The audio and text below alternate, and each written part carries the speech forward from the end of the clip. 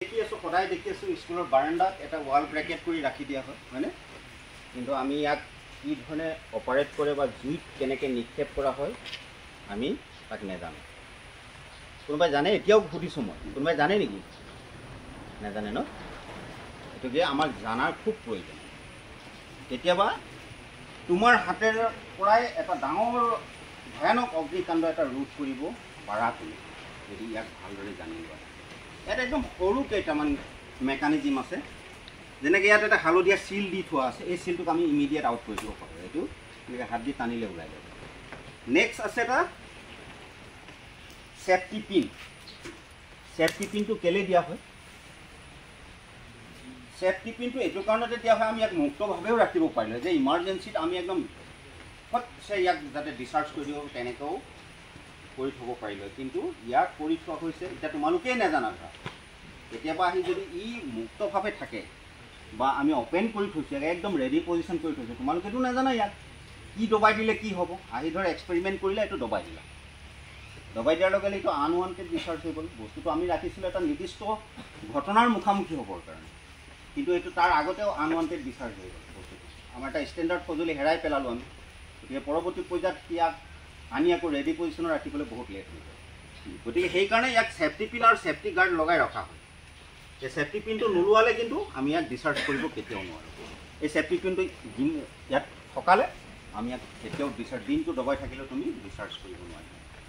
গতিকে ইয়াত লিখা থাকে ABC টাইপ এক্সটিংগুইচাৰ বুলি লিখা থাকে। মই কৈ কৈছিলোঁ যে classification of fire ABC, A class fire, B class fire, C class fire. আমি তিনিটা ক্লাছৰ ফায়াৰতে এই এক্সটিংগুইচাৰটো এপ্লাই কৰিব পাৰোঁ, কিন্তু তাৰ ভিতৰতে কিন্তু কিছুমান থাকে। যদি আমি A ক্লাছ ফায়াৰটো বাঁহৰ বা কাঠৰ হয়, তাত পানী এক বাল্টিং মাৰি দিলে আমাৰ জুইকুৰা নুমুৱায়। এতিয়া আমি এই ষ্টেণ্ডাৰ্ড সঁজুলিটো আমি মিছ ইউজ কেলে কৰোঁ? আমি ইয়াক এক বাল্টিং পানী মাৰি দিলে য'ত জুই একুৰা নুমাই যাব, তাত আমি এইটো ষ্টেণ্ডাৰ্ড সঁজুলি বা কেমিকেল সঁজুলিটো আমি কেলে কৰোঁ? নকৰোঁ। আমি B ক্লাছত মাৰিব পাৰোঁ, কিন্তু B ক্লাছতো ইয়াতকৈ উন্নত এটা এক্সটিংগুইচাৰ আছে। এইটো মই মাৰি দেখুৱাম বাৰু। এইটো B ক্লাছতো মাৰিব পাৰোঁ। আমি তেলৰ জুইটো মাৰিব পাৰোঁ, জুইটো নুমাই থাকে, কিন্তু এইটো হৈছে সম্পূৰ্ণ পাউডাৰ। আৰু ইয়াক যদি বন্ধৰ কোঠাৰ ভিতৰত মাৰোঁ তেতিয়াহ'লে আমাৰ ছাফোকেশ্যন প্ৰব্লেম হ'ব পাৰে। দৰ্জা খিৰিকী বন্ধ কোঠাত যদি সোমাই আমি এক্সটিংগুইচাৰ ডিচাৰ্জ কৰিব লগা হয়, তেতিয়াহ'লে ইয়াৰ পৰা যথেষ্ট পাউডাৰ ওলায়, আৰু সেই পাউডাৰটোৱে কি কৰে আমাৰ অক্সিজেনটো ভিতৰত থকা অক্সিজেনটোক নাশ কৰি তাত অপাৰেট কৰিব যোৱাজন মানুহৰ কাৰণে উশাহ নিশাহৰ অলপ প্ৰব্লেম হয়। সেইকাৰণে বন্ধ কোঠাত মাৰিব যোৱাৰ আগতে আমি দৰ্জা খিৰিকী পাৰিলে মুকলি কৰি থৈ যাব, যাতে আমাৰ মূৰ অপাৰেট কৰিব যোৱাজনৰ প্ৰব্লেম নহয়। গতিকে আমি ইয়াক B ক্লাছতো মাৰিব পাৰোঁ, C ক্লাছতো মাৰিব পাৰোঁ, অৰ্থাৎ ইলেক্ট্ৰিক ফায়াৰতো মাৰিব পাৰোঁ আৰু গেছৰ ফায়াৰতো মাৰিব পাৰোঁ। কিন্তু ইলেক্ট্ৰিক ফায়াৰত ইয়াতকৈ ওপৰত এটা এক্সটিংগুইচাৰ CO2, কাৰ্বন ডাই অক্সাইড। যিটো বস্তুৰ পৰা ইলেক্ট্ৰিকৰ সৰু সৰু সঁজুলিবিলাক, অৰ্থাৎ এনেকুৱা হ'ব পাৰে যে আমাৰ বৰ্ডখনতহে শ্বৰ্ট চাৰ্কিট হৈছিলে, মোৰ লেপটপটোত শ্বৰ্ট চাৰ্কিট হোৱা নাই বা কম্পিউটাৰটোত হোৱা নাই। যদি মই পাউডাৰটো মাৰি দিওঁ, সেই আপোনাৰ কানেকশ্যন পইণ্টৰ পৰা লেপটপটো বা মোৰ কম্পিউটাৰটো বেছি দূৰত নাথাকে। মই পাউডাৰটো মাৰি দিয়াৰ লগে লগে কি হ'ব, তাৰ সৰু সৰু অংশবিলাকত ইয়াৰ পাউডাৰবিলাক সোমাই যাব।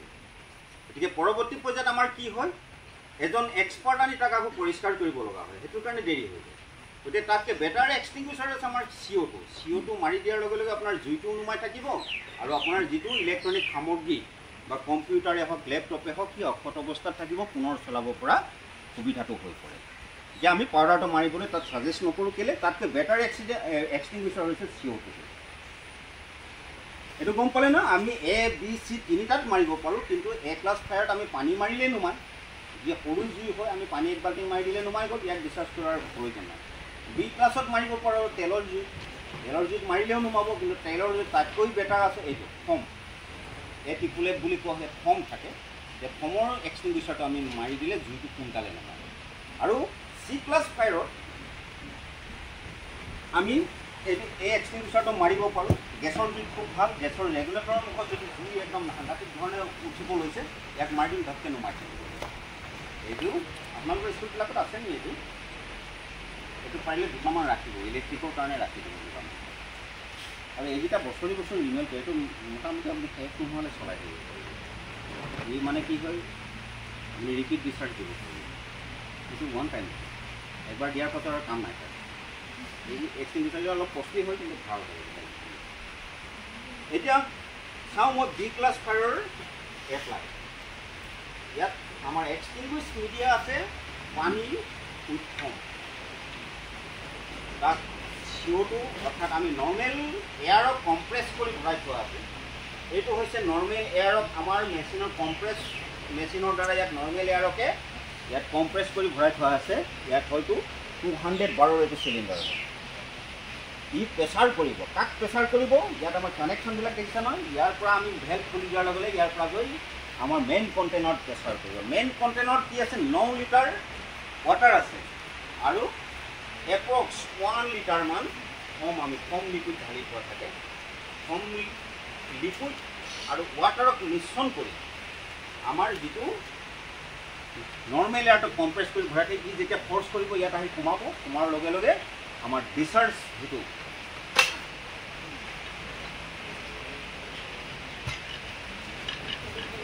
আমাৰ ডিচাৰ্জ ব্ৰাঞ্চটি আমি ওলাই দিব পাৰিম এই বস্তুটো হৈছে ফ'ম এই চাবোনৰ ফেনৰ নিচিনাখিনি ফেন ওলাব আৰু এইটো বি ক্লাছ ফায়াৰৰ কাৰণে খুব চুইটেবল হয় আপোনালোকে চাব এইটো মই মাৰি দিয়াৰ লগে লগে ফেনৰ নিচিনা চামনি হ'ব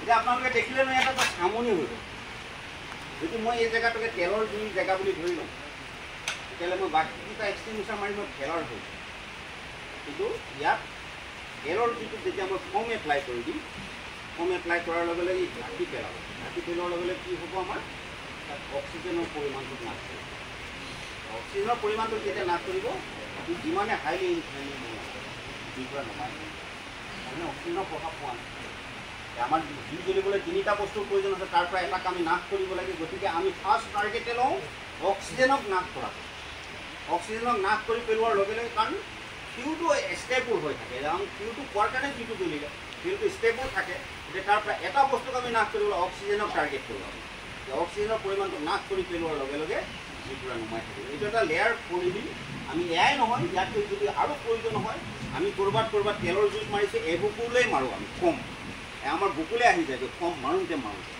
এনেকুৱা হয় খুব টেংকাৰ কেতিয়াবা এক্সিডেণ্ট হৈ জ্বলে যায় এনেকুৱাবিলাকত আমি ফ'ম মাৰোঁতে একদম মানে ভৰ্তি হৈ যায় তেনেকুৱা গতিকে আমাৰ পানীটো গধুৰ হয় নে নহয় পানী যেতিয়া এটা আমি তেলৰ জুইত পানী মাৰি পানীটো তলত যাবগৈ তেলটো ওপৰলৈ আহিব আৰু জুইটো তাত কণ্টিনিউ জ্বলি থাকে গতিকে তাত যদি আমি অন্যান্য ব্যৱস্থা প্ৰয়োগ নকৰোঁ তেতিয়াহ'লে আমি তেলৰ জুইটো মাৰিম সেইকাৰণে আমি কি কৰিম ফ'মৰ তাত লেয়াৰ বনাই দিম যিমানটো এলেকাত তেল বিয়পি পৰিছে বা যিমানটো এলেকাত তেলৰ জুইটো জ্বলিছে আমি চাৰাউণ্ডিং কভাৰ কৰি আমাৰ যিবিলাক অত্যাধুনিক সঁজুলি আছে ইয়াতকৈ এইখিনিতো সৰু হয় কিন্তু ফাৰ্ষ্ট এড হয় ইয়াতকৈ ডাঙৰ সঁজুলি আছে যিটো এটা ফ'মৰ ব্ৰাঞ্চ পাইটো মানে বহুত পৰিমাণৰ বেছি পৰিমাণত থাকে তেনেকৈ আমি চাৰিওফালৰ পৰা কভাৰ কৰি আনি এটা ছাইডৰ পৰা এনেকৈ ঢাকি লৈ দিছোঁ ঢাকি লৈ যোৱাৰ পাছত কি হ'ব আমাৰ জুইটো গম পালা নহয় এতিয়া যে আমি 3টা কৌশল প্ৰয়োগ কৰি জুই নুমুৱাওঁ